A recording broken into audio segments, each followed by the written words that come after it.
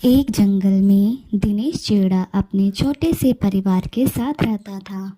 वह और उसकी पत्नी और उसका छोटा सा बेटा टूना। उनका एक छोटा सा कारोबार था कपड़ों का, जिस पर दिनेश दिन रात मेहनत करता था, जिसके कारण वह बहुत आगे बढ़ते चले गए। उनका छोटा सा व्यवसाय बहुत बड़ा हो गया था और धीरे धीरे टूना भी बड़ा हो गया था। उसकी पढ़ाई भी पूरी हो गई थी और उनके घर में सुख सुविधाओं की कोई कमी नहीं थी। अब टूना व्यापार में अपने पिता दिनेश की मदद किया करता था, जिससे जंगल में रहने वाले कालू कौवे का परिवार बहुत ही जलता था। उनकी तरक्की उनसे देखी नहीं जा रही थी। एक दिन की बात है। कालू, तुम उस दिनेश को देख रहे हो? वो कितना आगे बढ़ गया है और हम अभी तक यहीं इसी टूटी फूटे से घर में रह रहे हैं। तुम कुछ करते क्यों नहीं? मुझे उनकी तरक्की देखी नहीं जा रही। हाँ गौरी, मैं भी यही सोच रहा हूँ। फिर दोनों मिलकर कुछ योजना बनाते हैं। अगले दिन जब टूना दुकान पर जाता है तो उसे रास्ते में कालू कौवा मिल जाता है और उसे रोककर कहता है, बेटा तुम कहाँ जा रहे हो? मैं दुकान जा रहा हूँ कालू अंकल। क्यों ना तुम आज थोड़ा सा रेस्ट कर लो, और काम तो तुम रोज ही करते हो। चलो तुम्हें मैं घुमाकर लेकर आता हूँ।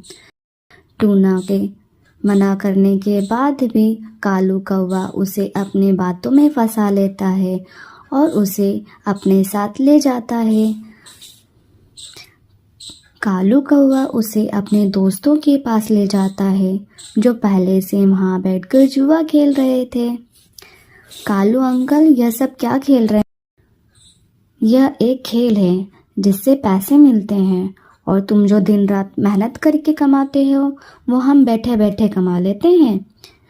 कालू कौवे की बात में आकर टूना वहीं बैठ जाता है और उनके साथ जुआ खेलने लगता है।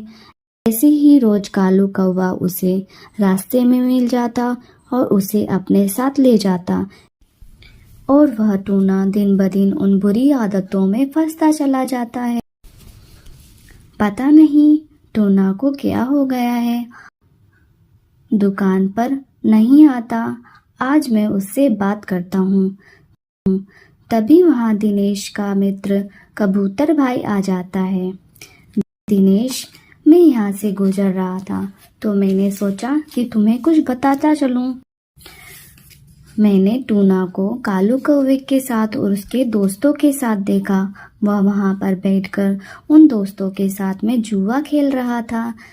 देखो दोस्त, समय रहते तुम टूना को समझा लो, नहीं तो इस दलदल में एक बार फंस जाएगा, वापस नहीं निकल सकता। अच्छा, तभी वह दुकान पर नहीं आ रहा। इस कालू कौवे ने तो मेरे बेटे का दिमाग ही खराब कर रखा है। मैं आज ही घर जाकर इससे बात करता हूँ। शाम को जब दिनेश घर आ जाता है तो डोली चिड़िया उससे पूछती है, दिनेश, आज तो आप बहुत जल्दी आ गए। हाँ, टूना कहाँ है? वह तो अभी नहीं आया, और आप क्यों पूछ रहे हैं? वह तो आपके साथ आपके दुकान पे ही था ना। फिर दिनेश डोली को सारी बातें बताता है, जिसे सुनकर डोली को टेंशन हो जाती है। और कुछ देर के बाद टूना घर वापस आता है। तुम कहाँ थे? दुकान क्यों नहीं आए? मैं बस अपने दोस्तों के साथ था। टूना, तुम झूठ नहीं बोलो, हमें सब पता लग गया है तुम कहाँ से आ रहे हो। फिर डोली चिड़िया उसे समझाती है, पर टूना उसकी बात बिना सुने ही वहाँ से चला जाता है। धीरे धीरे दिन बीतते जाते हैं। टूना में कोई सुधार नहीं आता। वह दिन ब दिन बुरी आदतों में फंसता चला जाता है, और वह दुकान तो दूर, वह घर भी बहुत कम आने लगा। दिन वह जुए में अपनी दुकान को हार जाता है। दिनेश, यह दुकान खाली करो, अब यह हमारी है। ऐसे कैसे? यह तो मेरी दुकान है। आज से यह मेरी है। तुम्हारा बेटा इसे जुए में हार गया है, इतनी बात सुनकर दिनेश को टेंशन होने के कारण हार्ट अटैक आ जाता है और वह वहीं पर दम तोड़ देता है क्योंकि उसे अपनी दुकान से बहुत लगाव होता है। इधर डोली चिड़िया को यह बात पता चलती है तो वह बहुत रोती है। उधर कालू कौवा और गोरी कौवी बहुत खुश हो रहे थे उनकी घर की ऐसी हालत को देखकर, क्योंकि जो वह चाहते थे वही हो रहा था।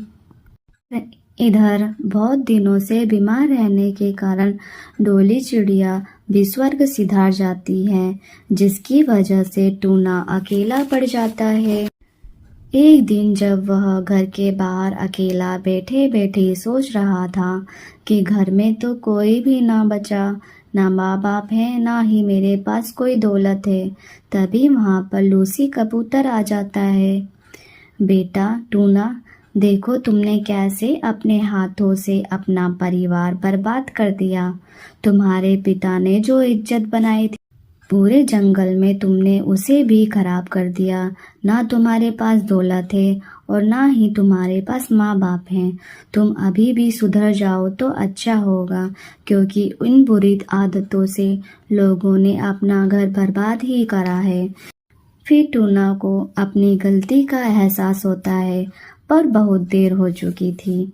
तो दोस्तों, हमें इस कहानी से यह सीख मिलती है कि हमें कभी भी बुरी संगति में नहीं फंसना चाहिए, क्योंकि बुरे काम का बुरा नतीजा ही होता है। तो दोस्तों, यह कहानी आपको कैसी लगी कमेंट में ज़रूर बताएं, और भी अच्छी कहानी के लिए आप हमारे चैनल को लाइक, शेयर एंड सब्सक्राइब करें। धन्यवाद दोस्तों।